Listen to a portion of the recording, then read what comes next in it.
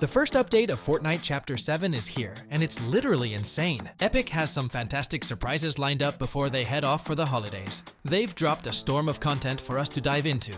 The initial hype of the Chapter 7 launch is starting to calm down, and now we're barreling toward the single most anticipated event on the Fortnite calendar, WINTERFEST 2025.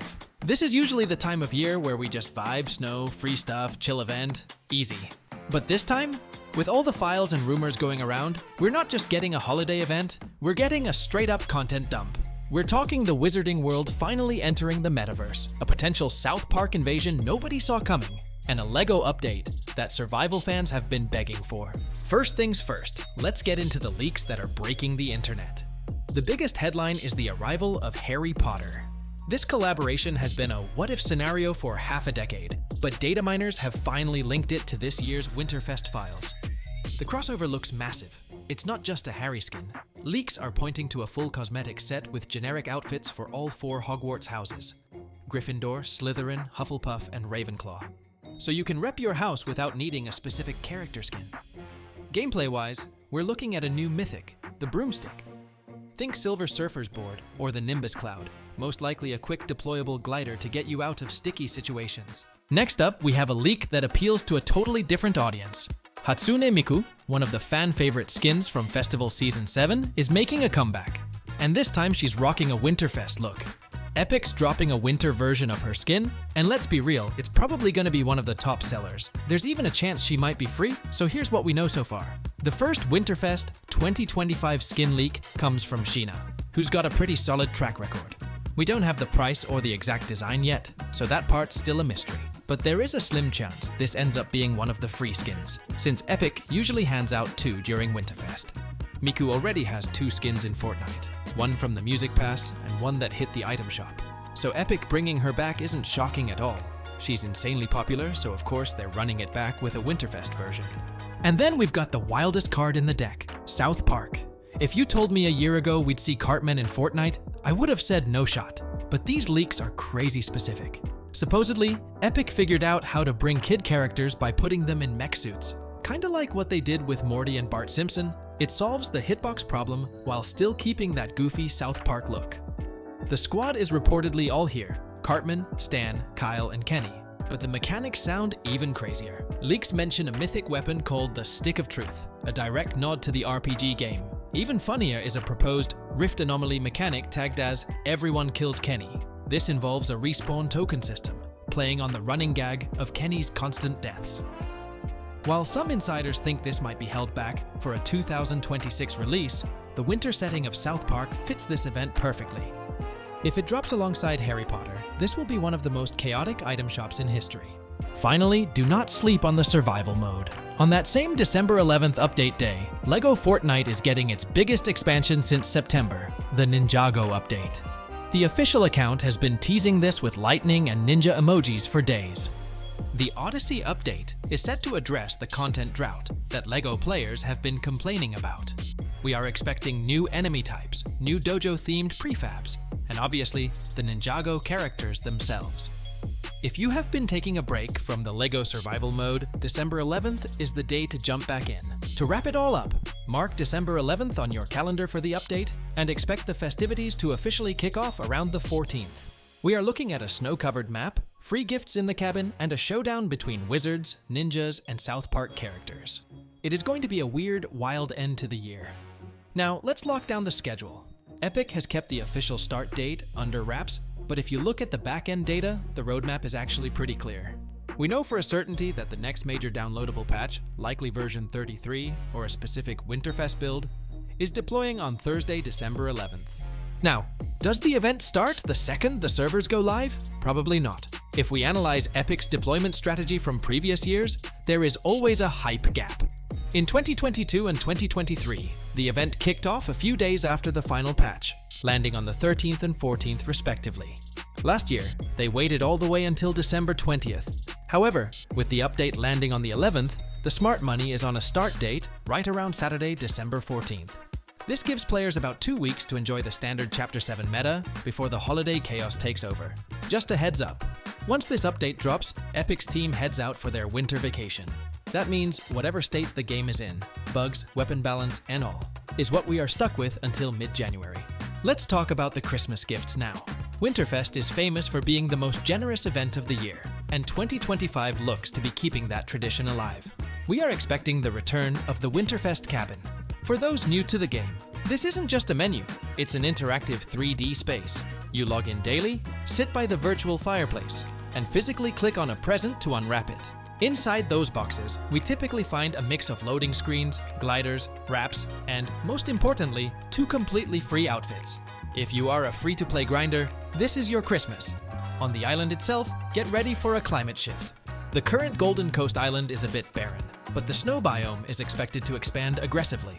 With the snow comes the classic holiday arsenal, the snowball launcher, which is basically a festive grenade launcher, and the icy grappler for high-speed rotations. There is also chatter about the X-4 Stormwing planes making a comeback. If they do return, expect them to be heavily balanced, fuel gauges and reduced structure damage, so they don't ruin the competitive integrity.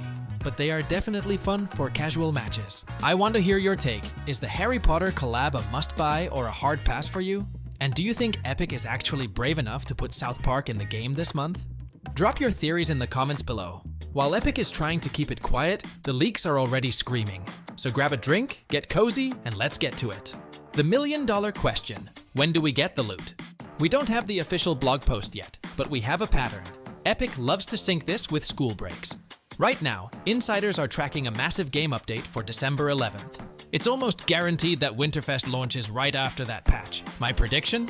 Mark your calendars for December 15th to the 20th. That is the sweet spot. The absolute looper favorite of this event is the Winterfest cabin. If you're new to the game, picture this: an interactive cabin menu with a fireplace and stacks of presents. Every single day, you log in and unwrap a gift. We aren't just talking sprays and back blings, we usually get full free skins. Rumor has it, one of those skins will be Hatsune Miku. There is heavy speculation about a Snow Miku variant dropping to match the icy theme. And the second one? Harry Potter. Leakers are hinting at the Wizarding World finally hitting the island, potentially bringing a mythic broomstick item. Imagine rotating across a snowy map on a firebolt. Another big question everyone is wondering: with the season just kicking off, will the map actually get any changes? Well, I can assure you, absolutely. So let's break it all down. Right off the bat, looking at the island, it's tough to picture how Winterfest will land on Golden Coast Island. And honestly, with the whole island situation, you don't need to be a psychic to guess what Epic Games was primarily inspired by. It seems like Golden Coast was perfectly timed to align with the release of GTA 6, which was originally planned for November 19th.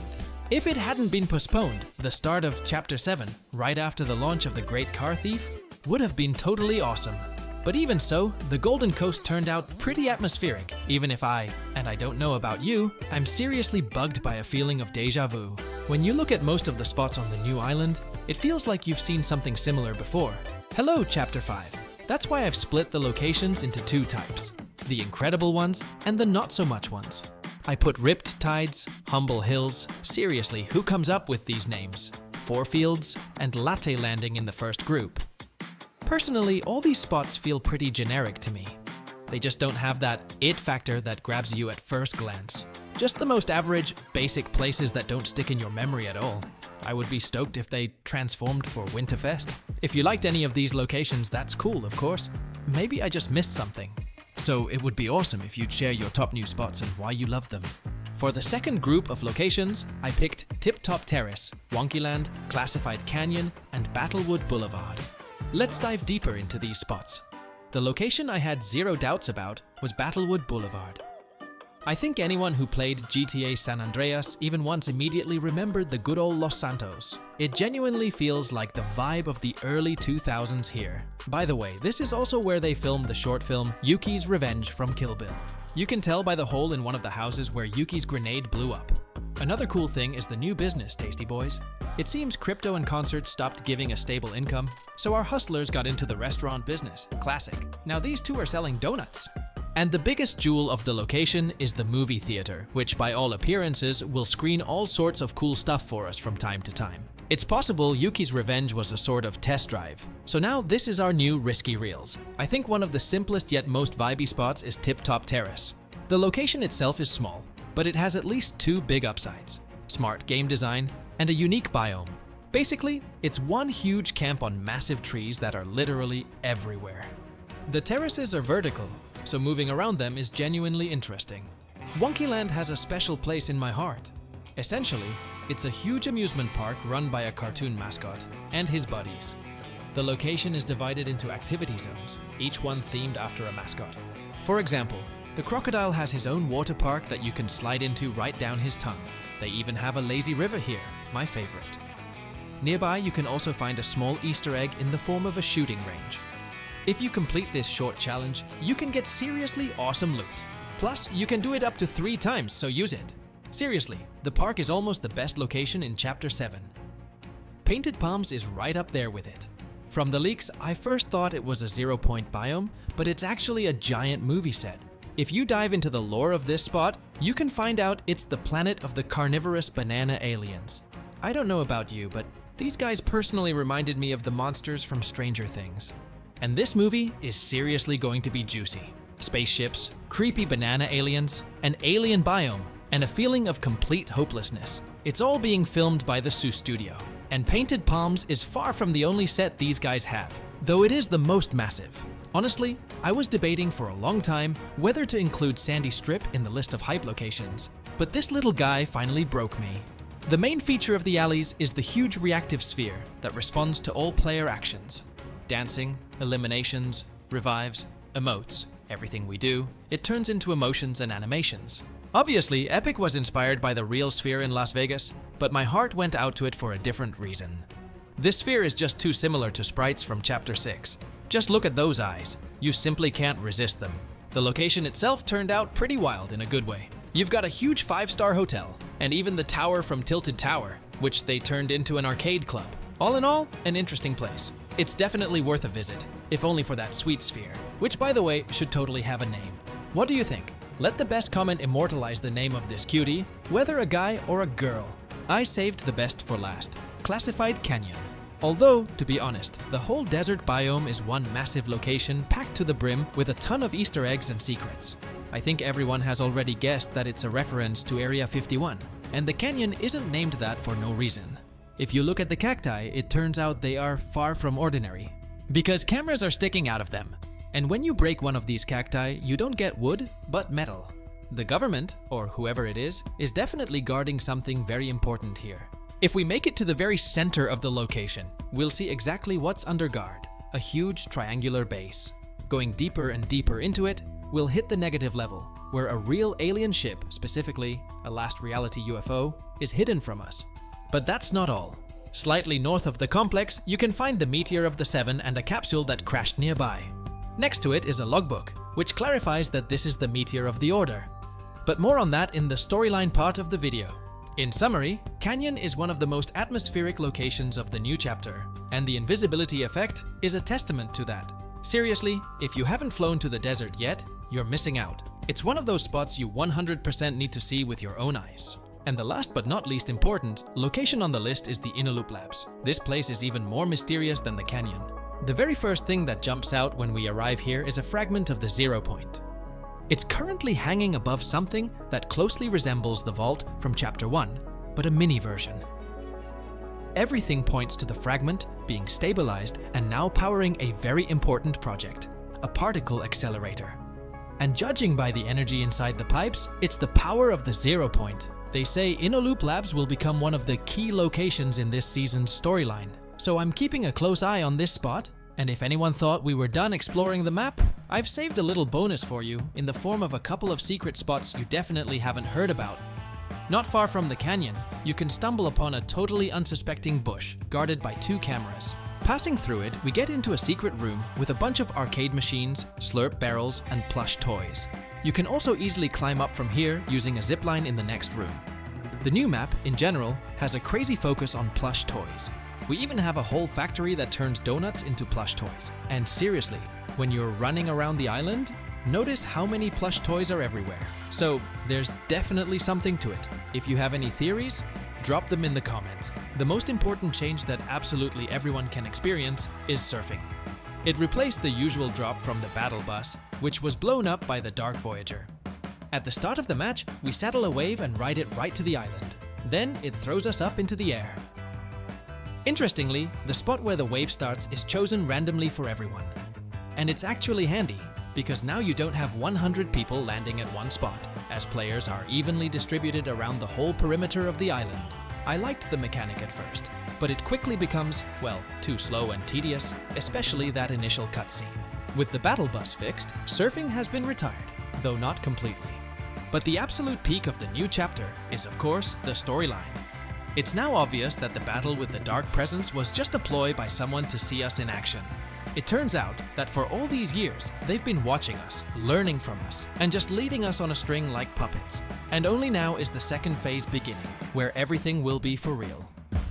After the 0-hour event, a shard of the epicenter yeeted us and itself into a new island known as the Golden Coast. The island and this whole reality are packed from head to toe with parties, shows, and movie premieres. While every looper gets to feel like a real Hollywood star, there is a creepy floating sphere hanging over the island, and you cannot even imagine what we are about to face. With our arrival on the Golden Coast, it's becoming obvious that the Dark Presence is history, so that means the seat for the main villain is vacant. Or is it? The start of Chapter 7 drops a bombshell about the nature of the island itself.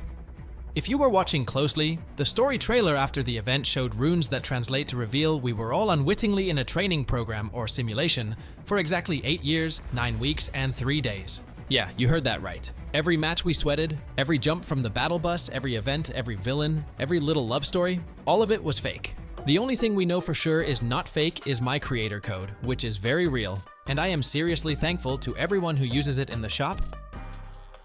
Back to the secret message. That 8-year period lines up perfectly with how long Fortnite Battle Royale has existed. That really makes you think, did anything in the Fortnite story actually happen, or was it all just one giant movie set? All of this feels painfully familiar and screams Matrix. People as lab rats, their minds messed with in a giant system they never agreed to. So the obvious question is, are we just puppets in someone else's massive horror experiment that maybe is not even over yet? Who knows what is really going on inside Charlie Wen's head? Give me your attention, baby.